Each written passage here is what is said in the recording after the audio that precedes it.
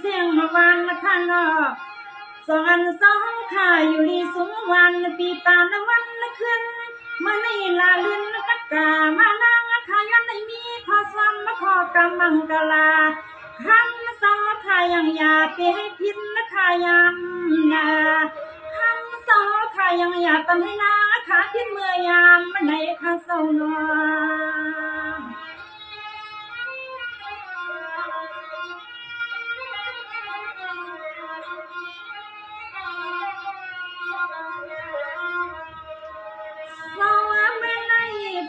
ตันดัสยาสองขาอยู่ซึ่งช้ำสาเสียงมัตตกาหกขึ้นจวงสองขาเลยอยู่บนเสือสยาในกว่านั่งขาสวมขาเลยมียอดลมวันยันตอนเป็นเฮียงขาเศร้าปันเลย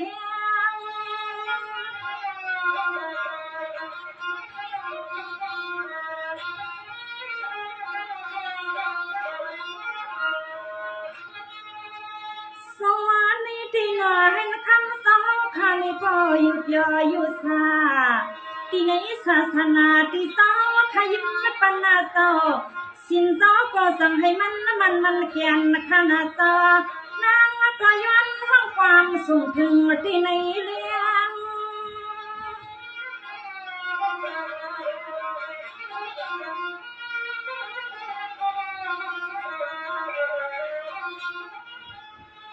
วางเมื่อคำสอลาปันตีในเพียนแดงสอซอยแหงที่ในบุกซุ่มอยู่ตาเสียเนี่ยตาคำสอนเอพอทักป้าเพียงอยู่อยากคำสอก็ทำศาสนาเนื้อวันจังดองเดียวซึ่งอยู่ก็คำสอข้าซ้อมใส่ปล่องบวมปันให้ปอหูปอดีเดี๋ยวซึ่งหือก็คำสะลอข้าซ้ำสั่งสอนให้ปอหูปอลีขนอ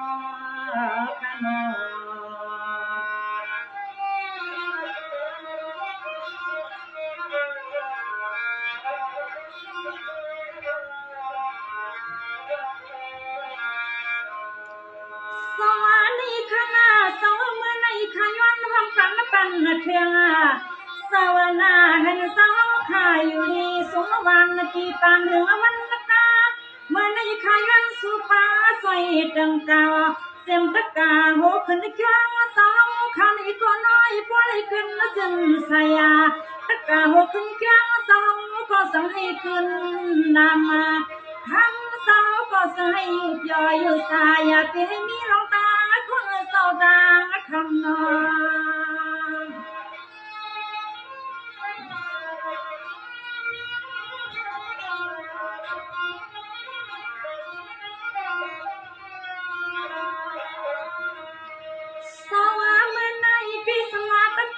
มานาคำในเมื่ออยู่จำเสียเรือนเมื่อคุณหัวมาไว้สู้เสาคู่นางวัดนางจ้อง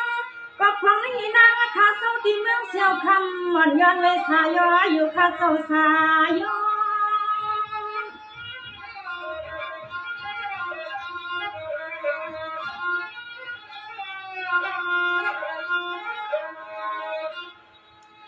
เสาเมื่อไหนขาลูกโกลตาเตียงอันหูเขาข้าลูกโกลตาเตียนดูแลเตียงเตียนยอมก็คันสมใส่ไว้ผ่านเทียงขนาดนางก็ย้อนไปเอาขอสุดขอกำสอส่งส่วนละมาปา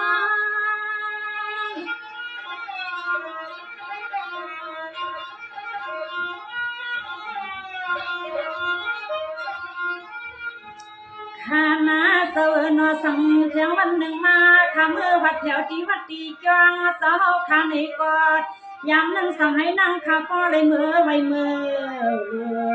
ผู้สอกาสั่งให้นั่งข้าก็เลยมือคุ้มฟังใจหุ่มใจเหงาเศร้าเสียดอกคำสาวสั่งเศร้าอยู่เมืองจนเขาไกลอันเมื่อยามในนางขาเศร้าตีเมืองเสียวคำมาตอนไผ่หวางย้อนตอนแหงใส่ขนา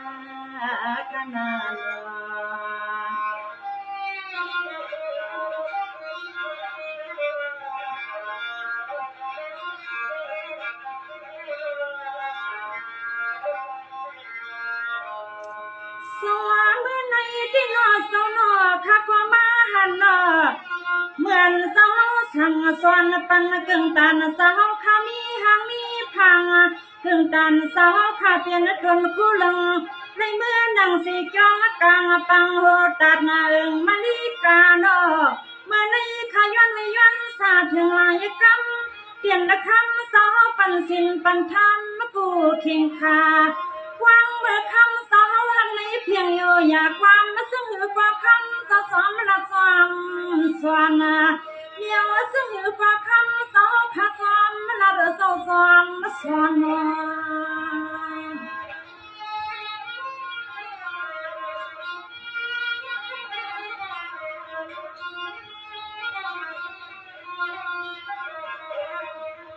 อันนั้นวังเดียวซึ่งหือกว่าคำเศร้าข่าวในทั่วเที่ยวนาตัง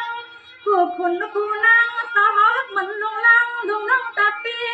กูก็กูควนตีขาเศร้าให้ก็เลยเมื่อเขาไม่สาตีวันมาตีเงาเศร้าก็มันนัดยอใส่เสื้อในเขาเศร้าใส่อาเสื้อ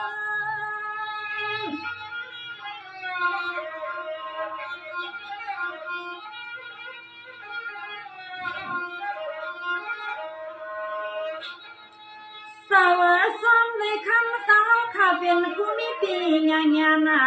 สาวข้ามีกรรมผู้สัวตั้งดูสักวันสาวข้าซ้อมมาซ้อมทอดขนาดนอสันในวันนี้ก็คำสาวข้ามาไปป่าศาสนาเรียงตัวที่ไหนก็มันนักยันดีเลือดเนียคือ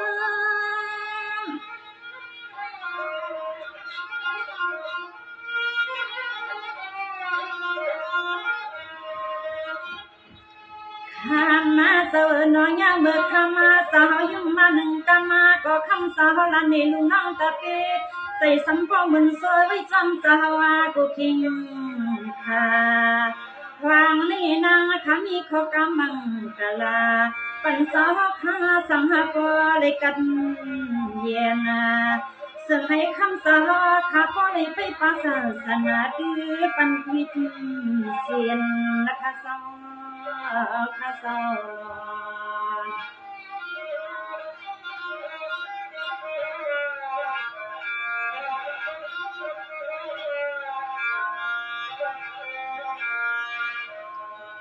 สาวเมื่อในข้างนอสาวนอข้าก็ย้อนห้องปั่นเทียงหน้าให้สาวข้าอยู่ดีปีถึงว่าเขายาวข้ามาในเขาย้อนห้องปั่นในเพียงในเลี้ยง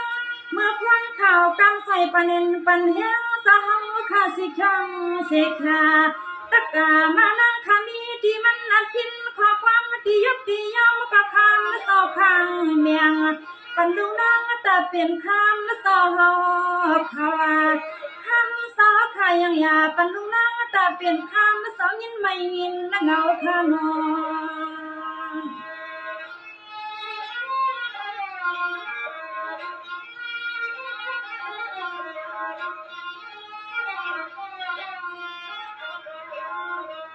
เอาในเมื่อนาสวา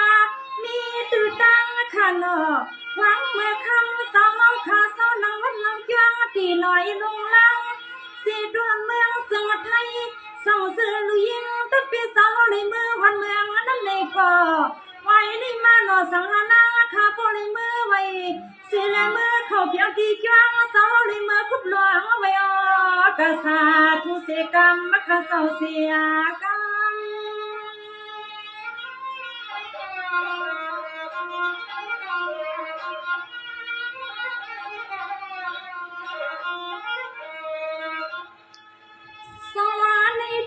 ปตันตเสียสวนาให้มุนมาตานากุสัวตะกาสาวเข้าสู่สัวตั้งดูตะกาสาวเข้าสู่พัฒนาไว้ในมาให้นางข้าบริมือว่าถึงตีเกี่ยววิหาลงอันที่คำสาวข้าปงตีเป็นตั้งวงธรรม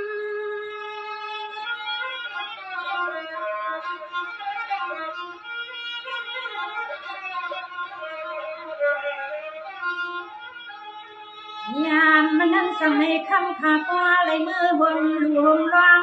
ที่วัดที่กลางเสียตัวส สั่งให้นั่งขาพอเลยเมื่อขอสวมขอกางขาเมื่อยองตั้งไม่เหนือปั้นเงินปั้นกำเยาลูเปียวเปียวสั่งให้นั่งขาพอเลยเมื่อเจียวควายเศร้าเขาแน่อันเมื่อยำในนางขยันห้องความสุ่มสั่งปันโซดีในพิเลียงสายขานาขานา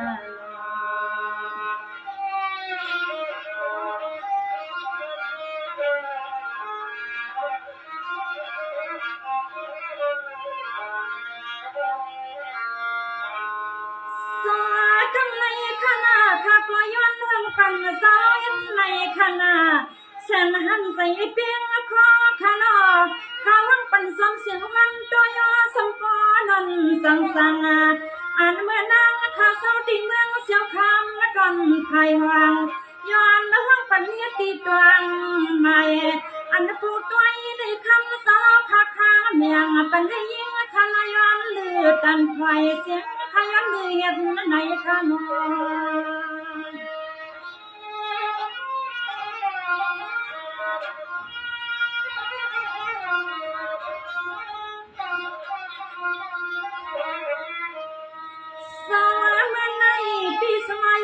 ลัดกาเล่มสิค่ะ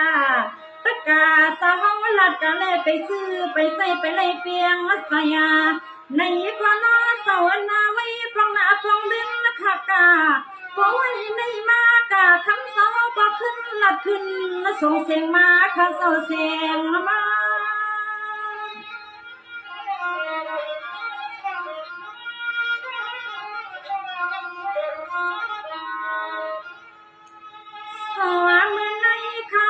ปล่อยเลยอุสา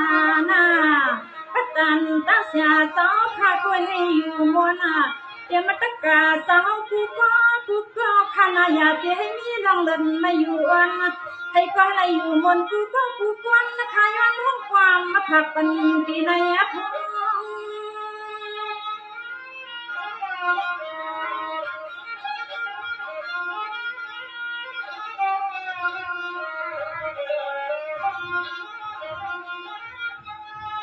วางนี่นางขมาห้องปันสาวที่ในขึ้นแรงลุกควงเย้าเสียง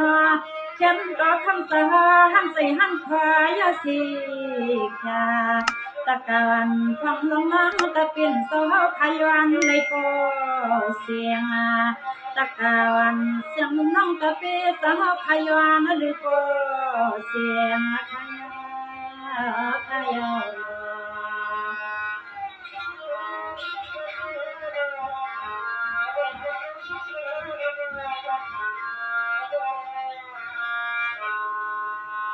ขอบค่ะยินหงยินซุมขอบคุณมุนตังเรียนประดันตาเสียเสาตนผู้ลงเฮาคาปันดาปิญญาอุนสะเกียงกังปังโหตัดจีวิงนี้ไอในซึ่งไทยเก่งใหม่อันไรย้อนเขาสบใส่ความเขามาหึงเย้าในมื้อในเขาเลยมาห้องมาพักเมียง